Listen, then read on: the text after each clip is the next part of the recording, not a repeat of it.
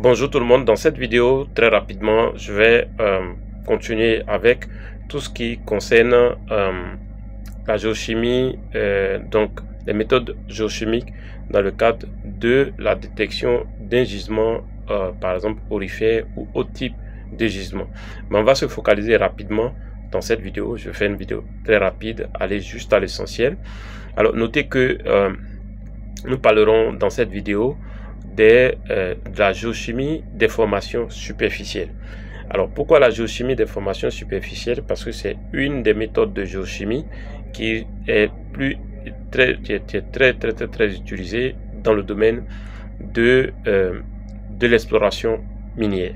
Si vous avez remarqué sur cette chaîne, je parle plus d'exploration minière parce que en réalité l'exploration est la phase la plus compliquée.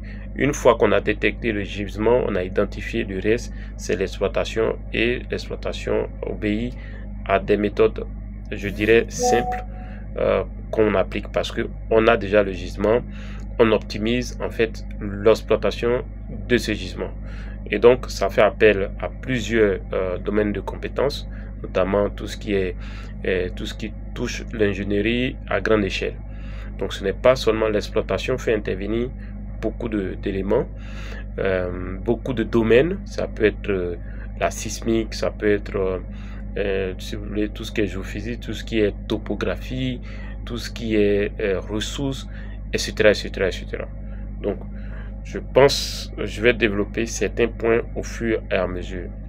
Alors dans cette vidéo, notez que à partir du 22 février, donc le 22 février, nous avons une formation. J'organise une formation en ligne et aussi en présentiel pour ceux qui peuvent se déplacer. Et cette formation là va être suivie en direct. Donc c'est le moment de vous inscrire, de réserver votre place. Alors par WhatsApp, donnez-moi votre nom et prénom, votre pays, votre niveau d'études, et puis votre email et votre numéro WhatsApp. Nom, prénom, niveau d'études, la compagnie pour laquelle vous travaillez, si vous travaillez dans une compagnie, votre email, votre numéro de téléphone WhatsApp, et puis aussi dites si vous voulez suivre en présentiel ou en ligne. Ça sera en direct. Vous pourrez poser votre question et la formation sera sur, on va voir les méthodes d'exploration liées à la géochimie. Il y a plusieurs méthodes géochimiques dans l'exploration minière. Alors donc vous envoyez cela, vous dites intéressé, vous envoyez toutes ces informations et derrière nous allons vous donner tous les détails pour participer à cette formation. C'est le moment de réserver votre place et c'est le 22 février 2000. On va faire 3 jours de formation intensive, 3 à 5 jours de formation intensive, et ça va être disponible uniquement pour ceux qui payent leur accès.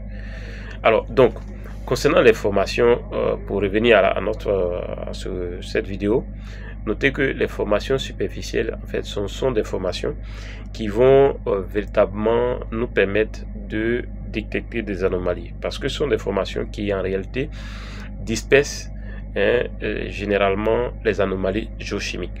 Donc vous allez remarquer que presque toutes les compagnies, surtout en fonction de la zone, donc je prends par exemple des zones telles que la zone ouest africaine, enfin la zone d'Afrique sous-saharienne et même l'Afrique du Nord, ou même un peu partout, ce type de géochimie, donc c'est que la géochimie des formations superficielles va être une des géochimies les plus utilisées.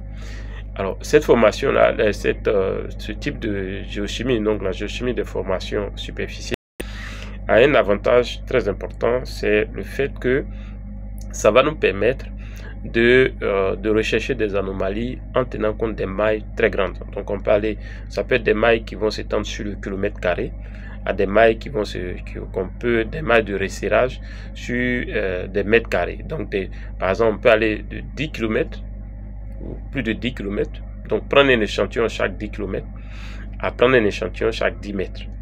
Vous voyez, donc déjà en termes d'exploration, dites-vous que on a l'exploration stratégique et l'exploration tactique. Si vous prenez des choses sous forme à chaque 10 km ou autre, ça vous fait de l'exploration stratégique.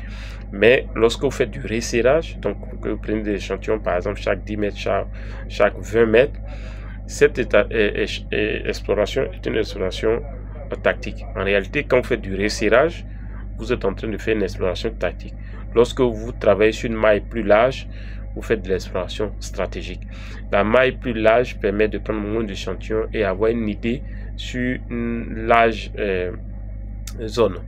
Donc, ce que je pourrais déjà ajouter à ce que je suis en train de dire, donc noter deux éléments, l'exploration tactique et l'exploration stratégique. L'exploration stratégique, on va se mettre sur une grande maille, prendre très peu d'échantillons sur une grande maille, ça peut être aller jusqu'au kilomètre. Ça, on parle d'exploration stratégique, mais lorsqu'on réduit la maille, qu'on va dans des mailles plus resserrées, on va parler d'exploration tactique. Alors, donc, selon la zone, enfin, en fonction du type de climat dans lequel vous trouvez, il y a des explorations, il y a des méthodes de géochimie liées à des formations superficielles qui vont être plus adaptées. Par exemple, là, si on prend le cas de l'Afrique du Nord, par exemple, l'exploration, disons, le type d'échantillon ne sera pas le même. Par exemple, si vous prenez prenons par exemple des zones de l'Europe, par exemple, où il y a de la glace. On va utiliser par exemple ce qu'on appelle les tiles glaciaires. Par contre, quand vous êtes dans des zones telles que l'Afrique de l'Ouest ou l'Afrique centrale et autres, les zones qui seront intéressantes, c'est le sol lui-même. Et si vous êtes peut-être en Afrique du Nord, ça pourrait être les fonds des lacs, par exemple, ou des ruisseaux. Donc, en fonction de la zone, vous devez savoir quel échantillon vous allez utiliser pour votre géochimie de formation superficielle. Alors, donc, j'ai dit que je ne vais pas faire une vidéo très longue. On a déjà 7 minutes, pardon. Donc, je vais aller un peu très vite.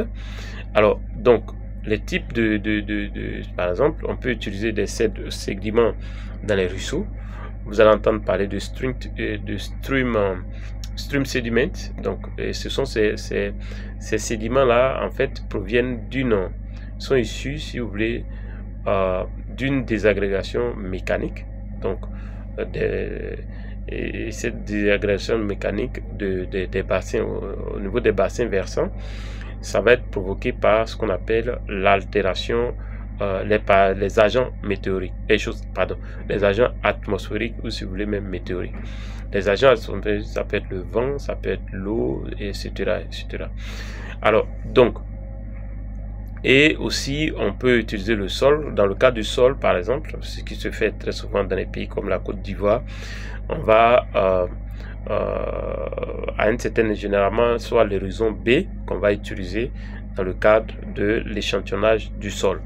Alors, concernant aussi la technique qu'on va utiliser en termes de prospection, pour la prospection alluvionnaire, on peut utiliser aussi la prospection alluvionnaire pour additionner à notre programme de notre prospection de géochimie liée aux formations superficielles. Donc pour ça, pour la prospection alluvionnaire, il suffit de faire une sorte de bâté et ça va nous permettre d'isoler des éléments grossiers et en fonction de ça, pouvoir faire une lecture des données que nous recevons, que nous collectons. Alors, un dernier point, alors il faut dire que le sol est largement utilisé en matière d'exploration tactique. Et généralement, on va faire des mailles de 200 à 200.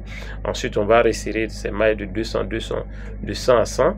Donc, on va avoir des mailles à 100, descendre de 50 à 50, ensuite de 25 fois 25.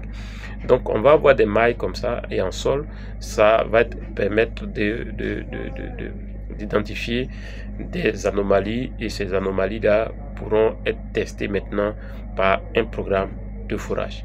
Si cette vidéo vous a plu, sachez que le 22, nous avons la formation. Ça va être une formation sur 3 à 5 jours en direct pour ceux qui ne peuvent pas se déplacer. Donc, ils pourront suivre directement par Zoom, poser des questions comme s'ils étaient dans la même salle. Et aussi, ça va être aussi en présentiel pour ceux qui vont se déplacer. En présentiel, ça va se passer à Amsoukro. Et à partir du 22, nous allons multiplier les formations comme ça en direct ou en présentiel. Tout dépend de votre disponibilité.